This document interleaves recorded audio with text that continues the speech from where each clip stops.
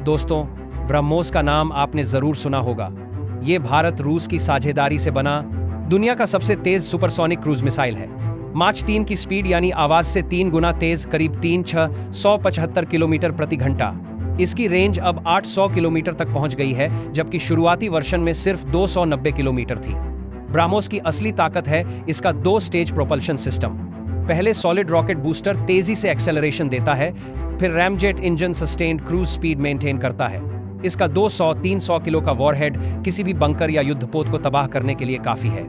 लेकिन असली खेल इसकी सी स्किमिंग कैपेबिलिटी में है। समुद्र की सतह से सिर्फ 3-5 मीटर ऊपर उड़ती है, जिससे दुश्मन के राडार को डिटेक्ट करना नाइटमेयर बन जाता है।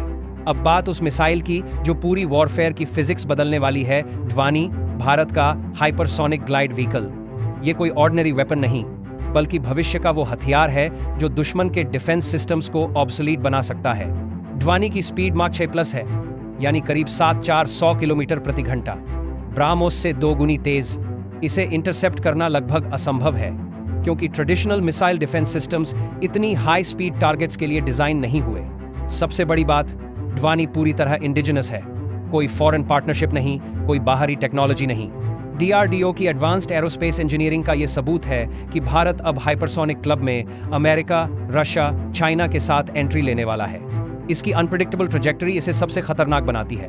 टर्मिनल फेज में अचानक डायरेक्शन चेंज कर सकती है, जिससे THAAD, आयरन डोम या S-400 जैसे इंटरसेप्टर सिस्टम्स भी हेल्पलेस हो जाते हैं। अब सीधा कंपैरिजन करते हैं। ब्राह्मोस की माच 3 स्पीड मतलब 3,675 किमी प्रति घंटा, जबकि ध्वनि माच 6+ यानी 7,400+ किमी प्रति घंटा। ये सिर्फ स्पीड का डिफरेंस नहीं है, ये फिजिक्स का फंडामेंटल चेंज है। ब्राह्मोस का 2 stage system predictable trajectory follow करता है। सॉलिड रॉकेट बूस्टर लॉन्च करता है, फिर रैमजेट इंजन सस्टेन्ड क्रूज देता है। लेकिन ध्वनि का बूस्ट ग्लाइड ट्रैजेक्टरी बिल्कुल अलग गेम है। हाई एल्टीट्यूड पर लॉन्च होकर हाइपरसोनिक ग्लाइड करती है और टर्मिनल फेज में सडन मैनूवर्स कर सकती है। यहां असली ट्विस्ट है। ब्राह्मोस को इंटरसेप्ट करने के लिए एनिमी के पास कम से कम 40-50 सेकंड्स का रिएक्शन टाइम होता है। ध्वनि के लिए केवल 3-5 मिनट्स में 1,500 किमी की रेंज कवर करने का मतलब है कि ट्रेडिशनल डिफेंस सिस्टम्स के पास प्रैक्टिकली कोई रिएक्शन विंडो नहीं बचता। ध्वनि की डिजाइन में जो चीटिंग कोड्स हैं, वो इसे प्रैक्टिकली इनविजिबल बनाते हैं। इसका ब्लेंडेड विंग बॉडी डिजाइन और angled surfaces radar cross section को ड्रास्टिकली रिड्यूस करते हैं। 9 मीटर लंबी और 2.5 मीटर चौड़ी होने के बावजूद रेडार पर बमुश्किल दिखती है। सबसे इंप्रेसिव है इसका thermal protection system. Ultra high temperature ceramic composites जो 2030 GC तक विथस्टैंड कर सकते हैं। री एंट्री के दौरान जो एक्सट्रीम हीट जनरेट होती है, ध्वनि उसमें भी ऑपरेशनल रहती है। गाइडेंस सिस्टम में ट्रिपल रिडंडेंसी है: इनर्शियल नेविगेशन, सैटेलाइट ट्रैकिंग और टेरेन मैचिंग गाइडेंस। सबसे बड़ी बात, एटमॉस्फेरिक प्लाज्मा ब्लैकआउट के दौरान भी 10 मीटर एक्यूरेसी मेंटेन कर सकती है। ब्राह्मोस का एक्टिव रेडार होमिंग पावरफुल है, लेकिन ध्वनि का plasma resistant communication system next level technology है। पेलोड कैपेसिटी भी इंप्रेसिव है: 300-500 किलो वॉरहेड, जो कन्वेंशनल और न्यूक्लियर दोनों ऑप्शंस के साथ कंपैटिबल है। ब्राह्मोस के 200-300 किलो के मुकाबले ज्यादा डिस्ट्रक्टिव पावर। ब्राह्मोस की मल्टी प्लेटफॉर्म कैपेबिलिटी इसकी सबसे बड़ी स्ट्रेंथ है। लैंड बेस्ड लॉन्चर्स से लेकर शिप्स, सबमरीन्स और फाइटर जेट्स तक ये किसी भी प्लेटफॉर्म से लॉन्च हो सकती है। नेवी के लिए एंटी शिप रोल में ये डेडली है, आर्मी के लिए बंकर बस्टिंग में परफेक्ट है। लेकिन ध्वनि का स्ट्रेटेजिक रोल बिल्कुल अलग लेवल पर है।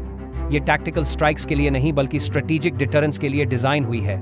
हाई वैल्यू टारगेट्स जैसे कमांड सेंटर्स, न्यूक्लियर फैसिलिटीज या एयरक्राफ्ट कैरियर्स, ये वो मिशंस हैं जिनके लिए ध्वनि बनी है। सबसे इंपॉर्टेंट डिफरेंस है रिएक्शन टाइम में। ब्राह्मोस के अगेंस्ट एनिमी को 30-40 सेकंड्स मिलते हैं इंटरसेप्शन के लिए। ध्वनि के केस में प्रैक्टिकली जीरो रिएक्शन विंडो। 1,500 किमी की डिस्टेंस को 3-5 मिनट्स में कवर करने का मतलब है कंप्लीट स्ट्रेटेजिक सरप्राइज। यहां आती है रियल गेम चेंजर बात। THAAD, आयरन डोम, S-400, ये सभी सिस्टम्स ब्राह्मोस जैसी सुपरसोनिक मिसाइल्स को हैंडल करने के लिए डिजाइन हुए हैं। लेकिन माक 6+ स्पीड पर अनप्रिडिक्टेबल मैनूवर्स करती हुई मिसाइल, कंप्लीटली डिफरेंट फिजिक्स। ध्वनि की plasma blackout capability during re entry इसे कम्युनिकेशन रेजिस्टेंट बनाती है। Extreme temperatures create plasma field जो इलेक्ट्रॉनिक वॉरफेयर अटेम्प्ट्स को भी न्यूट्रलाइज कर देती है। ट्रेडिशनल जैमर्स और ECM, इलेक्ट्रॉनिक काउंटर मेजर्स, बेकार हो जाते हैं। सबसे स्कैरी पार्ट है इसका काइनेटिक एनर्जी इम्पैक्ट। मार्च 6 प्लस स्पीड पर 500 किलो पेलोड का इम्पैक्ट कन्वेंशनल एक्सप्लोसिव से भी ज्यादा डिस्ट्रक्टिव हो सकता है। प्योर काइनेटिक एनर्जी से स्ट्रक्चर्स को वापस स्टोन एज में भेज सकती है। पाकिस्तान के current defence systems HQ-9, LY-80 तो ब्राह्मोस के लिए भी इनएडिक्वेट साबित हुए 2025 कॉन्फ्लिक्ट में। ड्वानी के अगेंस्ट तो प्रैक्टिकली डिफेंसलेस हैं। चाइना के एडवांस सिस्टम्स भी इसके अनप्रिडिक्टेबल ग्लाइड पैटर्न के सामने चैलेंज फेस करेंगे।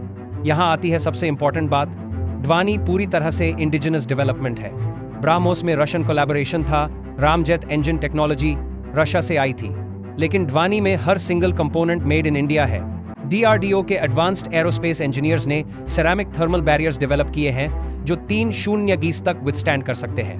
कार्बन थर्मल शील्डिंग टेक्नोलॉजी जो स्पेस शटल्स में यूज होती थी, अब ड्वानी के लिए इंडिजिनसली मैन्युफैक्चर्ड हो रही है।